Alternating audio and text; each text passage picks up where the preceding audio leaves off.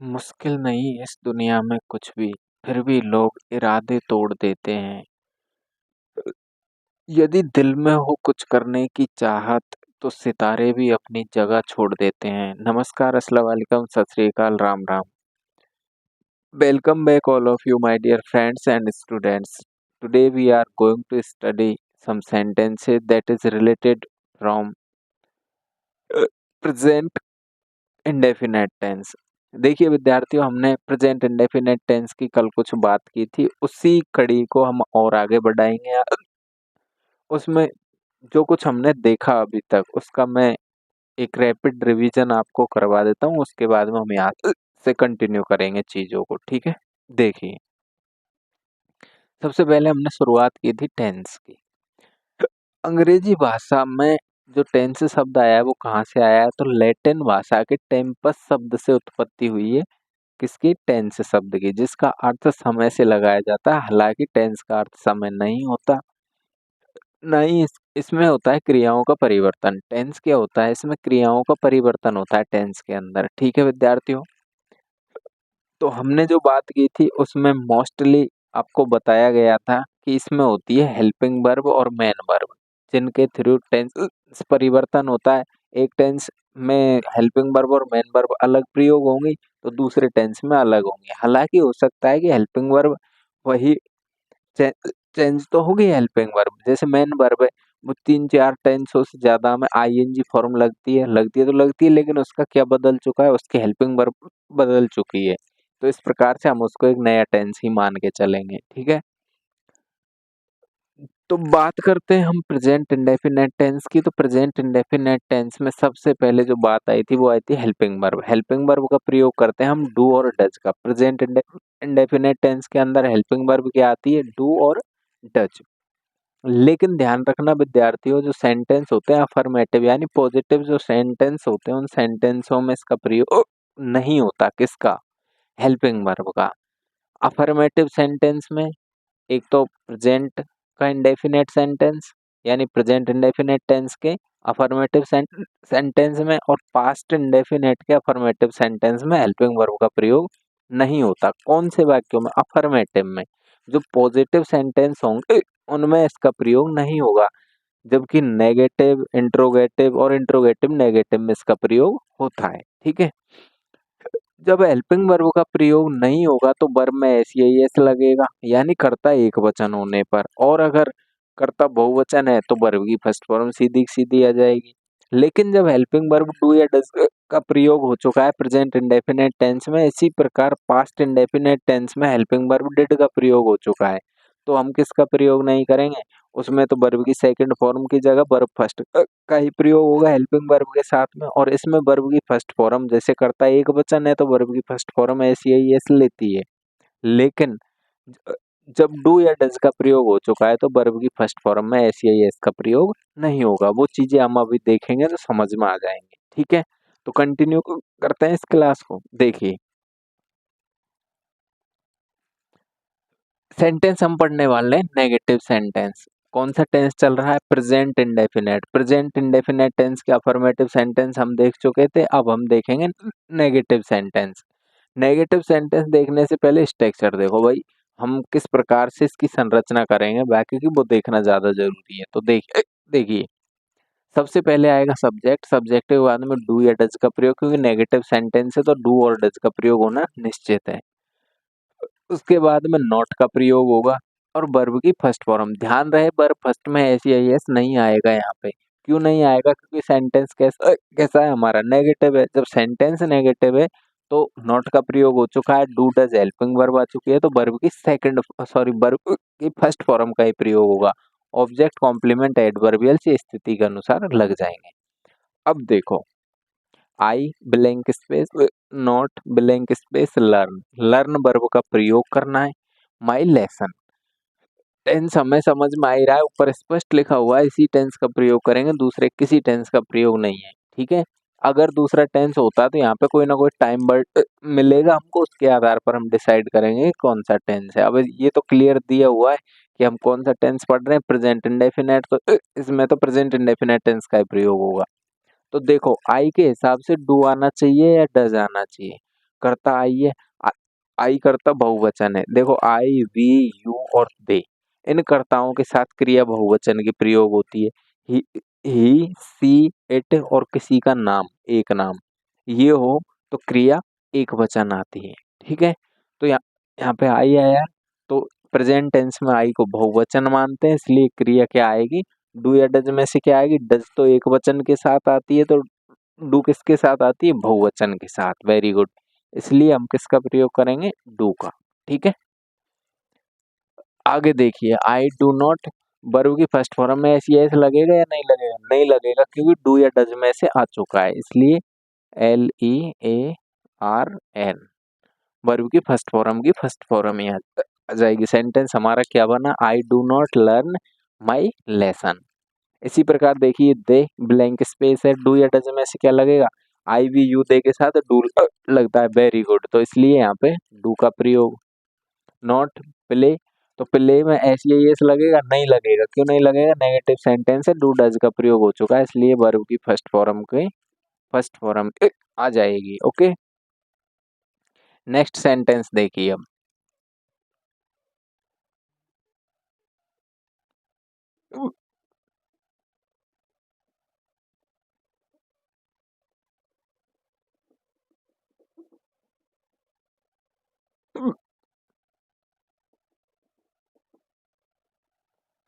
इसमें देखो right verb का प्रयोग करना है, लेकिन सी है तो सी के हिसाब से डू आना चाहिए या डज आना चाहिए। ही, सी, इट और नेम के साथ डज का प्रयोग होता है, इसलिए यहाँ पे डज।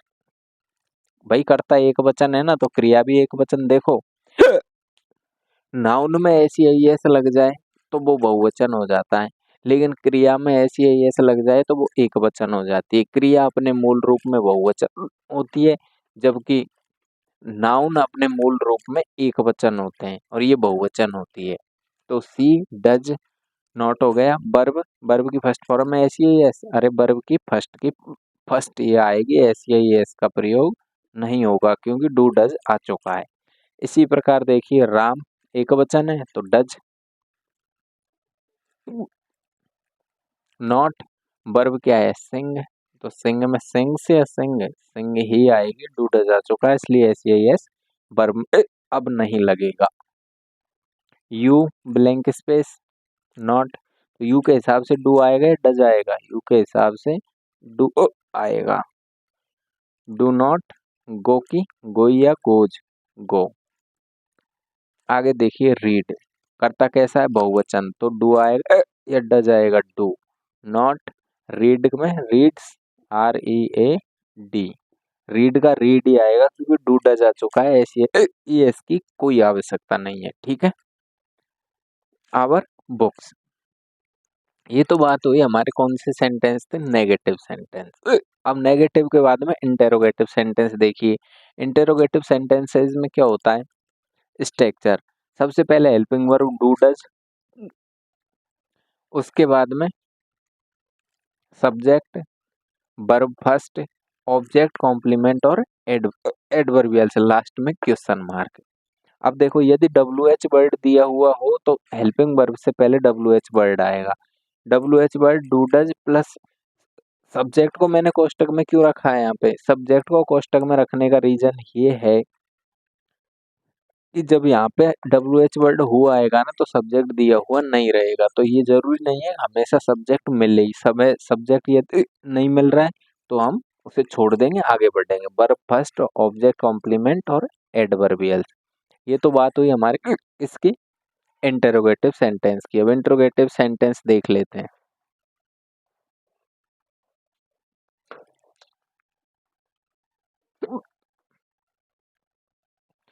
देखिए, इंटरोगेटिव सेंटेंस है, डज ही। अब ये ही एक वचन है, इसलिए हमने डज का प्रयोग किया है। वर्ब की फर्स्ट फॉर्म जैसी आती है वैसी वैसी, सबसे पहले हेल्पिंग वर्ब, उसके बाद में सब्जेक्ट, वर्ब और फिर ऑब्जेक्ट या OC, object complement adverbial.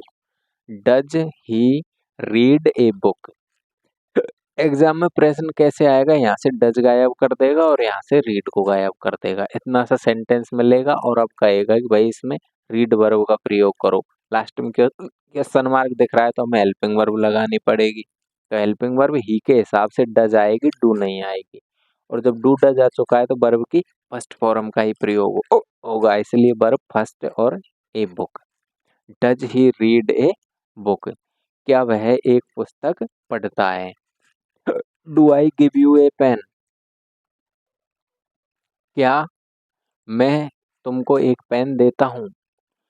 Does your mother love you, क्या तुम्हारी माता तुमसे प्रेम करती है। Why does she come here, वह यहाँ क्यों आता है। वह, सॉरी सी है, वह यहाँ क्यों आती है, वह यहाँ क्यों आती है। Why does she come here. Which book do you want, तुम्हें कौन सी पुस्तक चाहिए। ये WH वर्ड है, अब देखो WH वर्ड यहाँ तक ही नहीं है, ये पूरा पूरा है। बुक भी इसमें WH ही मानी जाएगी। विच बुक, उसके बाद में हेल्पिंग वर्ब, फिर सब्जेक्ट और verb. Which book do you want, तुम्हें कौन सी पुस्तक चाहिए, कौन सी पुस्तक की आवश्यकता है। When does he go to school, वह विद्यालय कब जाता है। When does he go to school, वह विद्यालय कब जाता है। Who comes to your house daily, तुम्हारे घर रोजाना कौन आता है। Who comes to your house daily, तुम्हारे घर रोज कौन आता है। ये हो गए हमारे इंटेरोगेटिव सेंटेंस। अब देखिए इंटेरोगेटिव सेंटेंस में कुछ भी नहीं है, इंटेरोगेटिव को और नेगेटिव को मिला तो इंट्रोगेटिव नेगेटिव बन जाते हैं। देखो कैसे, स्ट्रक्चर देखो। सबसे पहले WH वर्ड यदि दे रखा है तो डू डज, सब्जेक्ट यदि उपलब्ध हो तो, और नॉट का प्रयोग वर्ब फर्स्ट और OCA। देखिए, does she not write a letter, does she not write a letter. Does helping verb का प्रयोग, उसके बाद में सी का प्रयोग यानी करता, उसके बाद नॉट वर्ब की फर्स्ट फॉर्म और object. Does she not write a letter, does she not write a letter. Do you not want to on time, do you want, sorry do you not reach on time, क्या तुम समय पर नहीं पहुंचते।